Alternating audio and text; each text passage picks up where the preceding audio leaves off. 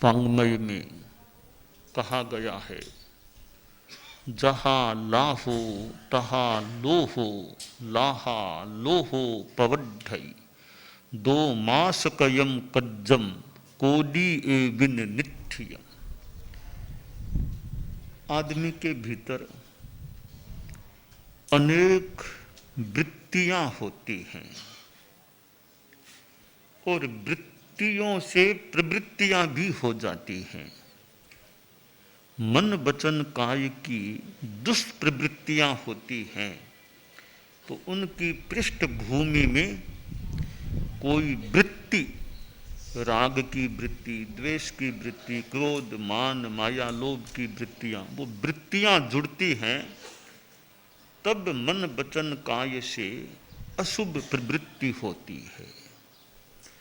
तो वृत्ति और प्रवृत्ति, फिर आगे है निवृत्ति। निवृत्ति भी करने की होती है। गुत्ती नियत्तणे वुत्ता अशुभत्थे सुसब्बसो। अशुभ से तो निवृत्ति का प्रयास करना चाहिए। यह जो सिद्धांत है, उजड़ा ने मिला कया जोग, मोह करम संजोग विजोग। मन वचन काय के ये तीन योग हैं, ये उजले कैसे रहते हैं और मलिन कैसे होते हैं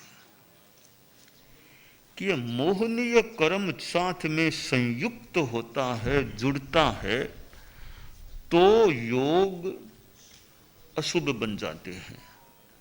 मोहनीय कर्म वियुक्त रहता है तो योग शुभता में जा सकते हैं। अब मोहनीय कर्म का उदय तो हम जैसे लोगों के मानो निरंतर चालू है। निरंतर मोहनीय कर्म का उदय चालू है। हम स्वाध्याय करते हैं तो भी मोहनीय कर्म का उदय हमें छोड़ता नहीं है। बढ़िया से बढ़िया ध्यान में बैठ गए हैं, छठे गुणस्थान में हैं, सातवें में हैं, तो भी मोहनीय कर्म का उदय चालू है।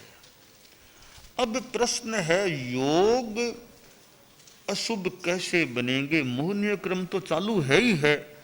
शुभ योग है तो भी मोहनीय कर्म का उदय, अशुभ योग है तो भी मोहनीय कर्म का उदय। तो यहाँ एक विचार आया है, मैंने पहले भी एक बार प्रकट किया था कि मोहनीय कर्म का उदय ऐसा लगता है दो प्रकार का होता है।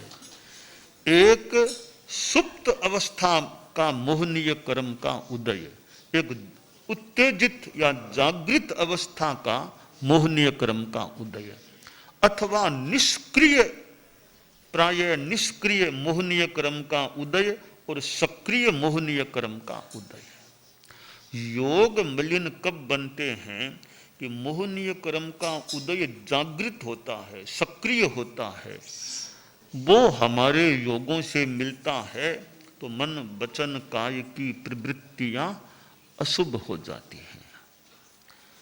सहज रूप में तो उदय हमारे दिन रात चालू ही है, उसे हम रोक भी नहीं पाएंगे वर्तमान में हम।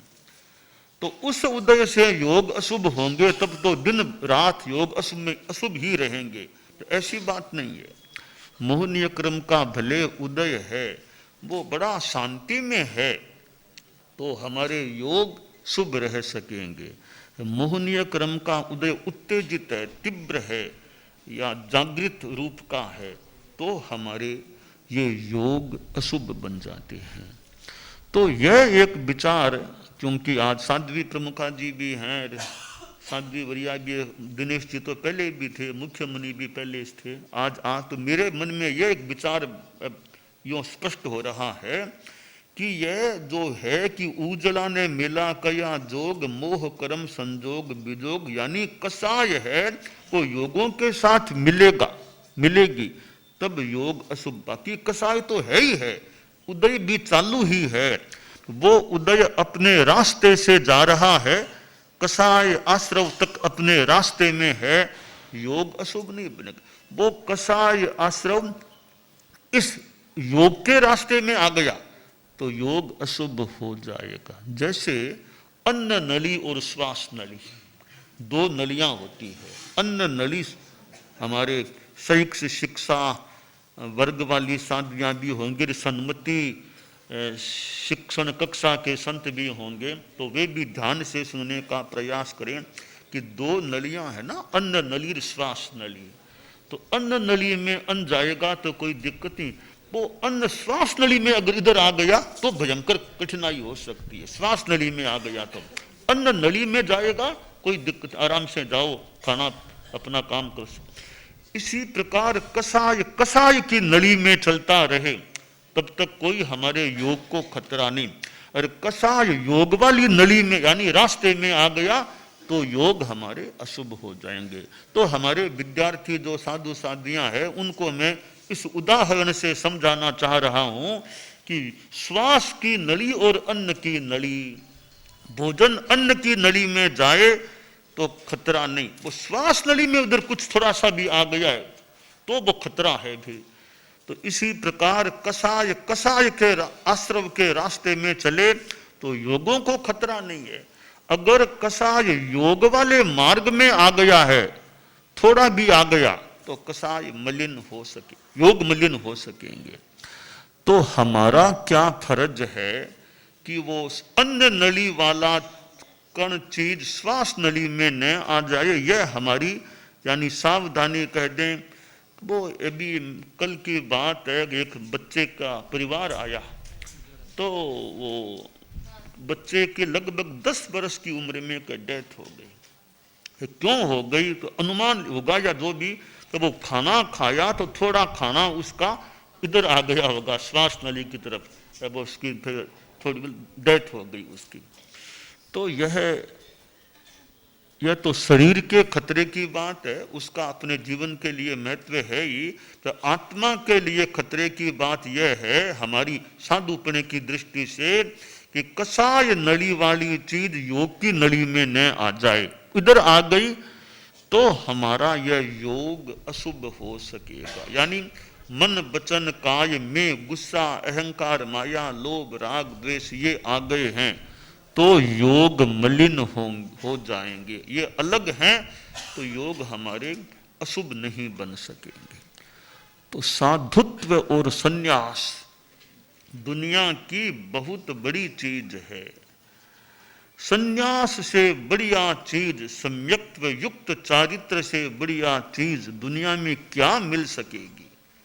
केवल ज्ञान तो मान लें, फिर इसी का आगे का कोई क्रम मान लें, गुणस्थानों का विकास है। तो बाकी वर्तमान की दुनिया में साधुत्व और सम्यक्त्व युक्तता, इससे बढ़िया और क्या चीज हो सकती है, कोई बात ध्यान में नहीं आ रही है। इससे कोई बढ़िया चीज प्रिंसिपल महोदय हों तो प्रिंसिपल पढ़ाने वाले, स्कूल में पढ़ाने वाले तो बच्चों को ज्ञान देने वाले, पर बच्चों को प्रिंसिपल शिक्षक आदि जो शिक्षा से जुड़े हुए हैं कि बच्चे जिंदगी में भौतिकता से पैसा कमा ले, बढ़िया मकान प्राप्त हो जाए, कार हो जाए और संपदा मिल जाए, ये चीजें मान लो विद्यालय में शिक्षण ऐसा मिले, बच्चा आगे अच्छा कमाई करने वाला बन जाए, तो वो जीवन की एक चीज है। दूसरी चीज है जीवन में त्याग संयम। आज विद्यार्थियों में दूसरी चीज भी जीवन में सादगी कैसे रखना, संयम कैसे रखना, माता पिता के साथ किस तरह व्यवहार नहीं करना, गुरुजनों के साथ किस तरह पेश नहीं होना, किस तरह, ऐसी अनेक चीजें जहाँ संयम नैतिकता अहिंसा ये चीजें बच्चों में आ जाए तो एक और उनका ज्ञान, वे कमाई करने में माहिर, इधर वो साथ में उनका करेक्टर भी अच्छा रहे। Knowledge and character both should be mixed. ज्ञान और आचार दोनों जीवन में होने चाहिए। कोरा ज्ञान है ठीक है, मान ले 50% मान ले, कुछ मान ले % आ गया, साथ में करेक्टर नहीं है तो कमी है। तो only knowledge may be half, only character also may be half, both are mixed then complete one may be. तो पूर्ण एक कब बनता है, ज्ञान और आचार दोनों का समन्वय हो जाए। हमारे साधु साध्वियाँ, हम लोग चारित्रात्माएं हैं, तो श्रुत और शील संपन्न, कि श्रुत और शील दोनों होने चाहिए, कि इधर सम्यक्त्व भी है और इधर चारित्र भी निर्मल है, दोनों चाहिए। अब मैंने संतों के बीच एक दिन बताया था कि यह श्रुत यानी सम्यक्त्व और चारित्र दोनों में किसका कितना महत्व है। तो मैंने एक अनुमान, एक कल्पना सीखी हमने कि 50% से ज्यादा मूल्य तो सम्यक्त्व का है और 50 से कम प्रतिशत का मूल्य चारित्र का है। इसका आधार क्या, तो मैंने संतों से थोड़ा एक आगमिक आधार बताने का प्रयास किया कि भगवती सूत्र में 4 भंग आए हैं कि देशा राहे, देश विराहे, सब्बा राहे, सभ्य विराहे। तो देशा राहे कौन है? शील संपन्न है, श्रुत संपन्न नहीं है, वो देश थोड़ा देश आराधक है। और जिसमें सम्यक्त्व तो है, श्रुत है, चारित्र नहीं है, तो वो देश विराह, थोड़ी कमी है। इसका मतलब अंदाज है ज्यादा महत्व सम्यक्त्व का है और चारित्र का उसकी तुलना में महत्व कम है। देखिए, सम्यक्त्व आ गया है तो एक कालावधि में मोक्ष का होना मानो सुनिश्चित है। यूं ऊपरी रूप में क्रिया अनंत बार भी आ गई है, ऊपरी तौर पर मोक्ष का कोई इतना नैकट्य वाला नहीं, देश आराधकता भले हो जाए। तो इसलिए सम्यक्त्व और चारित्र में ऐसा प्रतीत अनुमानित हो रहा है कि 50% से ज्यादा मूल्य सम्यक्त्व का है और 50% से कम मूल्य चारित्र का है। तो सम्यक्त्व निर्मल है, पुष्ट है, तो चारित्र कभी निर्मल होगा ही होगा और कोई उपाय है ही नहीं। चारित्र को निर्मल होना ही पड़ेगा, यथार्थ चारित्र को आना ही पड़ेगा। अगर सम्यक्त्व अच्छी है, आ गई है, और कोई रास्ता है ही नहीं चारित्र के लिए कि उसको तो सम्यक्त्व जिसमें आ गई है कभी न कभी यथार्थ चारित्र को आना ही पड़ेगा। तो ऊपरी तौर पर चारित्र आ गया, ऊपरी तौर पर तो सम्यक्त्व को आना ही पड़ेगा, यह कोई नियम नहीं है। हमारे विद्यार्थी साधु साध्वियां भी सुन रहे होंगे। तो अभव्य जीव है, ऊपरी तौर पर उसमें चारित्र या शील या क्रिया आ भी जाएगी, अनेक बार भी आ गई हो, पर सम्यक्त्व उसमें आएगा बिल्कुल नहीं आएगा। पर सम्यक्त्व किसी में आ गया तो चारित्र जरूर कभी न कभी आएगा। इसलिए सम्यक्त्व का बहुत महत्व है और सायिक सम्यक्त्व प्राप्त हो जाए फिर तो कहना ही क्या।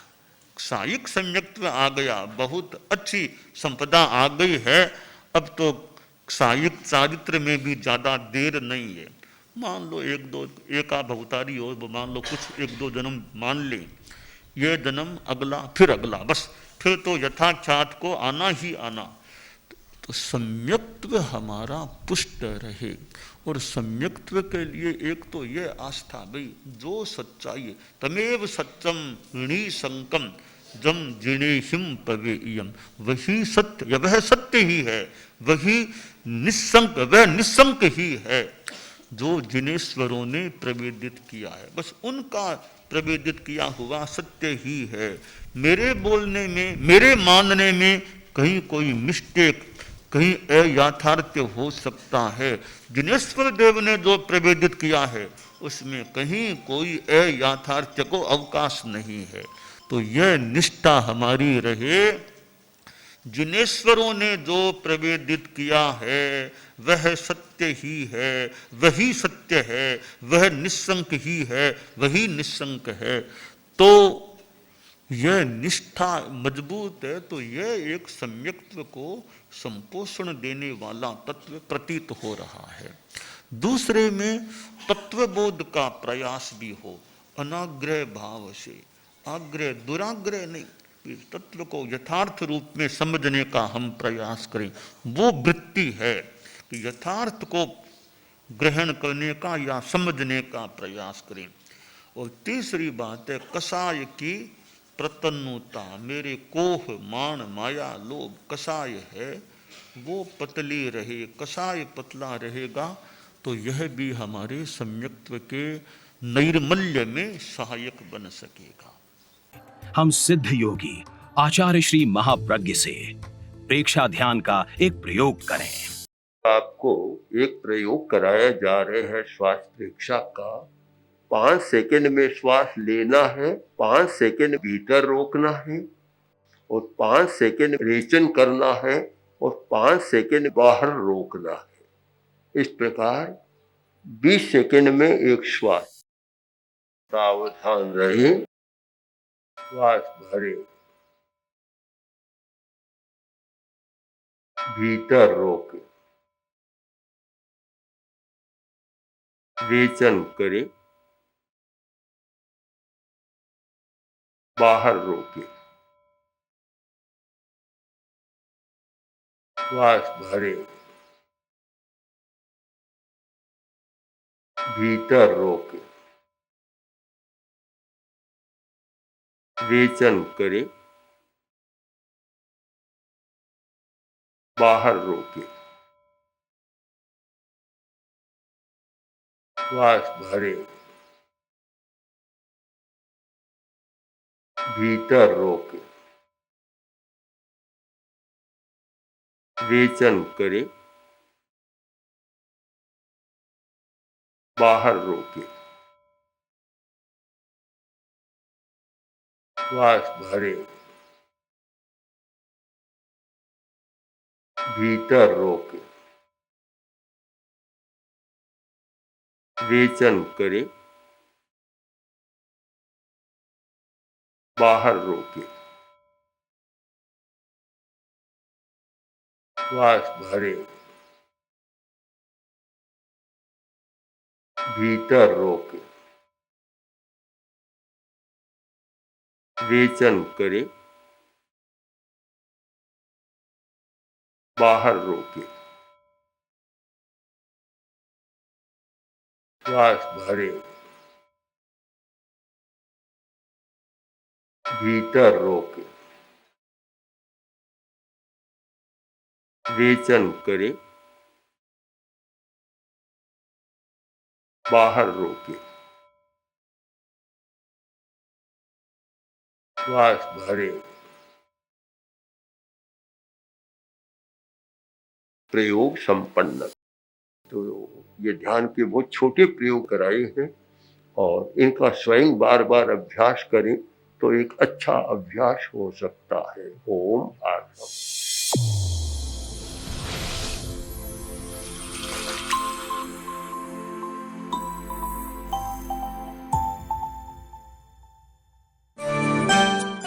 एकाग्रता, तन्मयता, अपने आप को मंगलमय अनुभव करते हुए नमो अरहंताणम, नमो सिद्धाणम, नमो आयरियाणम, नमो उवज्झायाणम, नमो लोए सब्बसाहूणम,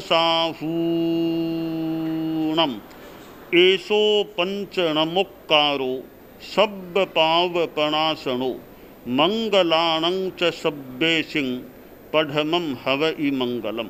चत्तारि मंगलम, अरहंता मंगलम, सिद्धा मंगलम, साहू मंगलम, केवलिपन्नत्तो धम्मो मंगलम। चत्तारि लोगुत्तमा, अरहंता लोगुत्तमा, सिद्धा लोगुत्तमा, साहू लोगुत्तमा, केवलिपन्नत्तो धम्मो लोगुत्तमो। चत्तारि शरणं पवज्जामि, अरहन्ते शरणं पवज्जामि, सिद्धे शरणं पवज्जामि, साहू शरणं पवज्जामि, केवलिपन्नत्तं धम्मं शरणं पवज्जामि। धम्मो मंगलमुक्किट्ठम् अहिंसा संजमो तवो देवावितं नमंसन्ति जस्य धम्मे सयामणो।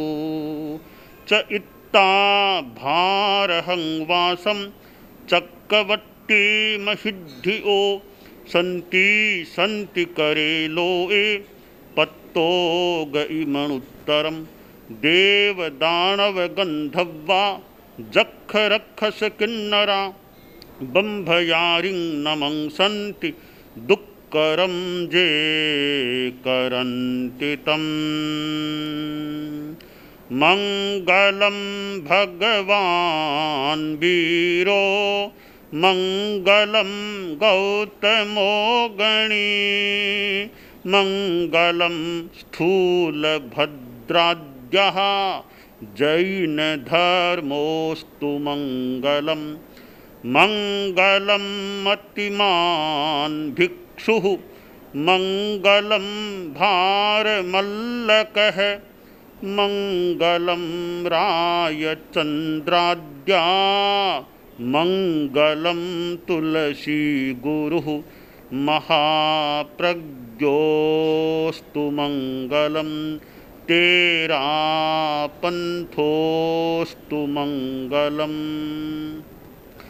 विघ्न हरण मंगल करण स्वामी भिक्षुनो नाम गुण ओळख समरण किया सर अचिंत्या काम विघ्न हरण मंगल करण स्वामी भिक्षुनो नाम गुण ओळख समरण किया सर अचिंत्या काम विघ्न हरण मंगल करण स्वामी भिक्षुनो नाम गुण ओळख समरण किया सर अचिंत्या काम सर अचिंत्या काम सर अचिंत्या काम। एक दिवसीय त्याग आज के लिए धारणानुसार त्याग है।